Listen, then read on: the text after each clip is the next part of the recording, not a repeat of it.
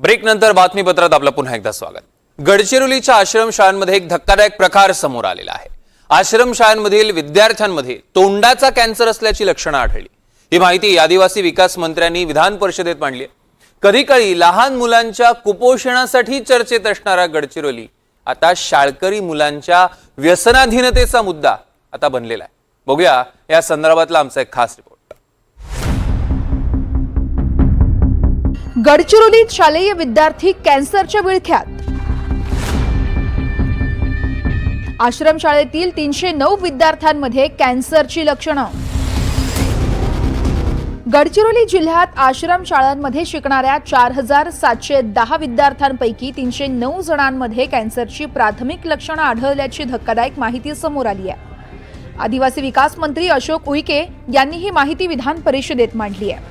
आदिवासी विकास मंत्री अशोक उईके यांनी दिलेल्या माहितीनुसार गडचिरोलीमध्ये आश्रमशाळांमध्ये शिकणाऱ्या 4710 विद्यार्थ्यांची वैद्यकीय तपासणी करण्यात आली आहे। यापैकी 676 मुलांना तंबाखूचं व्यसन असल्याचं निदर्शनास आलंय। 309 मुलांमध्ये कॅन्सरची लक्षणं देखील आढळली आहेत आणि 12 मुलांवर शस्त्रक्रिया करण्यात आली आहे। गडचिरोली सारख्या आदिवासी भागात आश्रमशाळा हीच मुलांसाठी शिक्षण आणि निवासाचं ठिकाण आहे, पण आश्रमशाळांमध्ये शिकणाऱ्या मुलांमध्ये कॅन्सरचं प्रमाण वाढल्यामुळे चिंता वाढली आहे।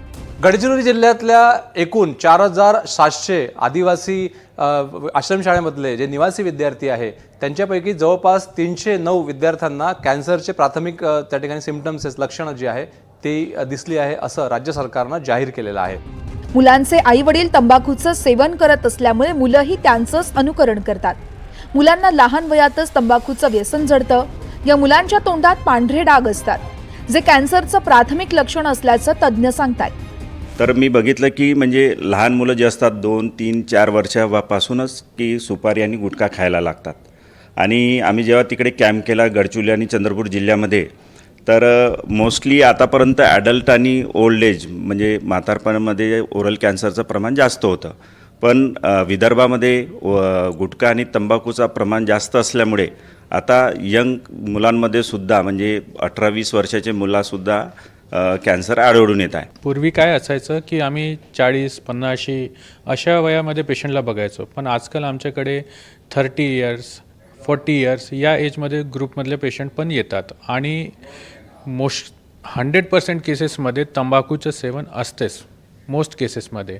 तर हे जे सरांनी जसं सांगितलं की त्यांच्या घरचे आजूबाजूचं बघून हे लोक लहान वयापासून हे चालू करतात आणि जर याचं सतत तंबाखूचं सेवन राहिलं तर कमीत कमी 5-6 वर्ष ते हे लागतात कॅन्सर डेव्हलप व्हायला। तर जर पेशंटला असे काही तोंडात जे सरांनी सांगितले ल्युकोपेंडिया म्हणजे पांढरा चट्टा किंवा लाल चट्टा किंवा तोंड उघडत नसेल, अशा पेशंटची स्क्रीनिंग आपण केली तर आपण याला लवकर अर्ली स्टेजमध्ये पकडू शकतो आणि अशा केसेसमध्ये क्युअरचे चान्सेस वाढतात। विद्यार्थ्यांमध्ये लहान वयातच कॅन्सरची लक्षणं आढळणं ही अतिशय गंभीर बाब आहे। त्यामुळे फक्त उपचार नव्हे तर तंबाखूचं समूळ उच्चाटन करणं हाच खरा उपाय आहे। आदिवासी समाजामध्ये म्हणजे मेळघाट असेल किंवा गडचिरोली असेल या ठिकाणी 2 दशकापूर्वी मालन्यूट्रिशन कुपोषण याचा प्रश्न होता, पण आता तो प्रश्न जरी कमी झाला असला तरी आता लहान मुलांमध्ये तंबाखूचं सेवन आणि कॅन्सर सदृश आजारांचं अर्ली सिम्पटम्स जे आहे म्हणजे कॅन्सर झालाच असेल असं नाही, पण कॅन्सर होण्याची लक्षणं, कॅन्सर होऊ शकतो त्याचे सेल्स आहे त्या तिथं असण्याची शक्यता या 309 विद्यार्थ्यांमध्ये शक्यता जी आहे ती या रिपोर्टच्या माध्यमातून सांगण्यात आला आहे। त्यामुळे 309 हा आकडा खूप मोठा आहे। व्हिडिओ जर्नलिस्ट विनय शुक्लासह प्रवीण मुधोळकर, NDTV मराठी, नागपूर।